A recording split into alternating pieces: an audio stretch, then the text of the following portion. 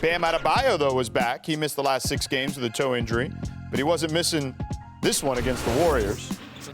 Asia Wilson in attendance. You see her there with Bernie, wearing the Adebayo jersey.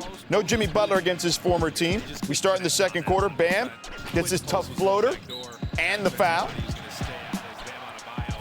Miami, he's been playing some great basketball all across the board.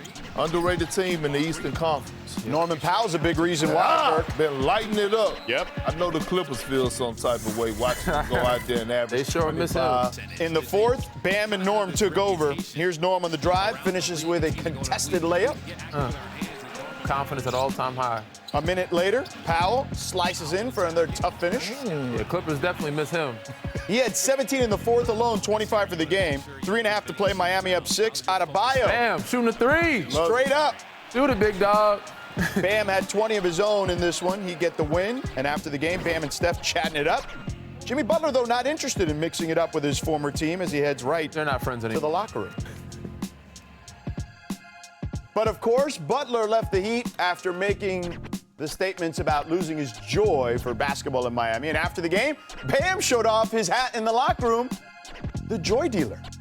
All right, it's time for a culture takeover here as we go in the bonus on the revamped Heat. Miami's averaging over 123 points a night, which is on pace to be the franchise record of over 11 points previous to that. And then they're doing it with a breakneck speed here, recording the fastest pace in the league, and it's the highest pace by any team in the play-by-play era. New additions, Norman Powell. He's been a huge boost, as we mentioned, and we saw there to the Heat's offense. 25, Norm, Yep. okay. Averaging Norman. all-star caliber numbers, which is most by any Heat player since LeBron back in 2014. But we all know it starts and ends with Captain Bam Adebayo from Miami. The new offense has unlocked his scoring, and he's posting his best shooting numbers yet and averaging his second most points per game of his career. Stretch 5 big. So, Danny, explain to us what's different about the Heat.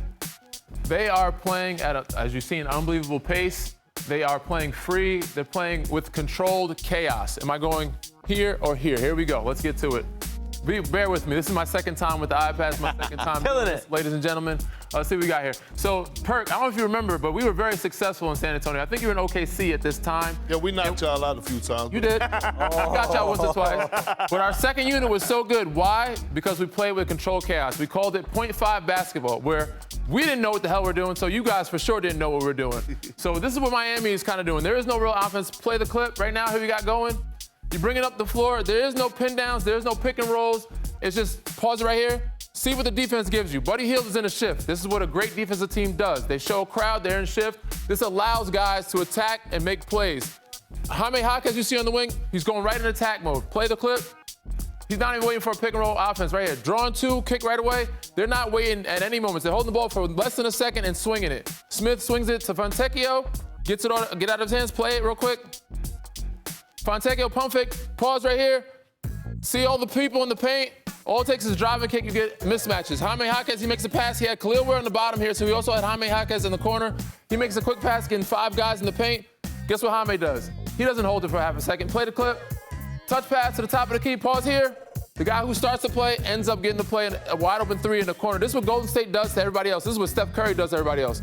Gets everybody to draw into the paint, kicks out, relocates, finds space, and you get a wide open 3-pointer. They're shooting a lot of threes very willingly. Bam is shooting them at a high clip. Fontecchio, Jaime Jaquez, but they're getting open, uncontested threes because they have so much movement and attacking. Look at the end of the play right here. Fontecchio, wide open corner board, Trey. Cash money. Perk, what do you think about the Heat? You know what? I was sleeping on the Heat. I like to apologize. I slept on them. Like, I didn't think they were going to be making this much noise, but, you know, again, I got to highlight Norman Powell. I have to highlight Norman Powell and how the Clippers dropped the ball by letting him, you know, he was involved by trading him away. And what he's been doing right now, especially with Tyler Hero being out, he has basically somewhat become their number 1 option. Yeah. And, I mean, he's doing it consistently. Last year, he averaged a career-high 24 points, was knocking at the door of being an all-star, and now he's embraced this Heat culture. The culture has embraced him, and we're seeing him now having a career year for his points per game. And, go ahead, Danny, sorry. I want to give Spo some love here. Yeah. and their bench. They've done an unbelievable job. Those guys, Fontecchio, Jaime Jaquez coming off the bench and giving them a boost. But the freelance pace, the pace that they're playing at, giving the encouragement for Bam to shoot threes, you're big, and give them that confidence. They're all playing at a high level. Davion Mitchell can give you something. They've got a lot of guys here giving them a abundance of scoring in a different amount of ways because they're playing with confidence. Yeah, and look, they had a slower pace the last couple of years because they had Jimmy Butler, right? And that made sense to play that way. We remember that, after they lost to the Mavs in the finals with LeBron, Wade, and Bosh, he revolutionized that offense. He changed it completely with LeBron at the 4 and went to pace and space at that time. But another guy who could be helpful for them is Tyler Hero. What do we know about Hero? Tyler Hero hasn't played yet this season, and this Heat offense is rolling.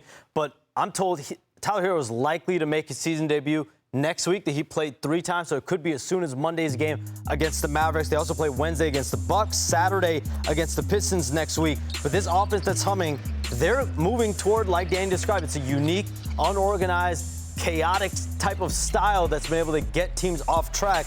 They've gone away from the two-man activity that Tyler Hero thrived in.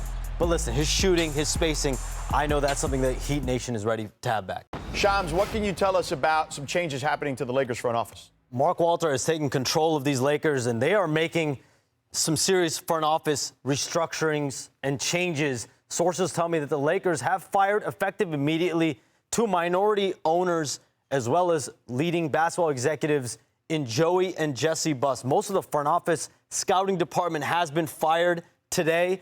And you think about just going back to when Mark Walter took over, possibly these changes were on the horizon eventually. Jeannie Buss has stayed on as the governor, but Joey and Jesse Buss, interestingly, were the 2 siblings that voted against the sale of the $10 billion sale of the Los Angeles Lakers to Mark Walter.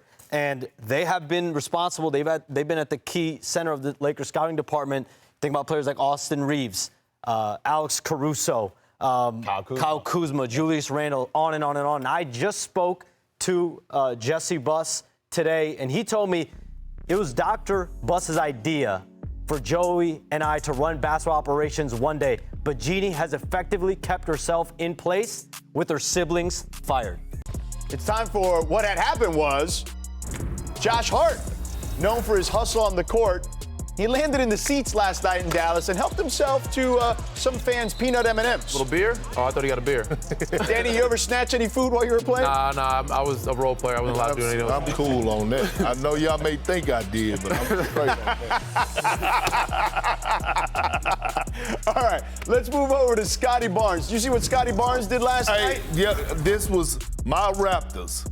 Yeah, Raptors are balling out. Watch this still. Yeah. But check this out. Look at him one time while you go for a dunk, Scotty. Nah, not just look at him. He blew a kiss. Yeah, downright disrespectful. Look at that. To Jared McCain. Scotty crazy, Hey, man. I'm rocking with that, though. Man, they got a certain type of swag going on over there in Toronto. The Six is doing their thing, Perk. Yeah, they are. Yeah.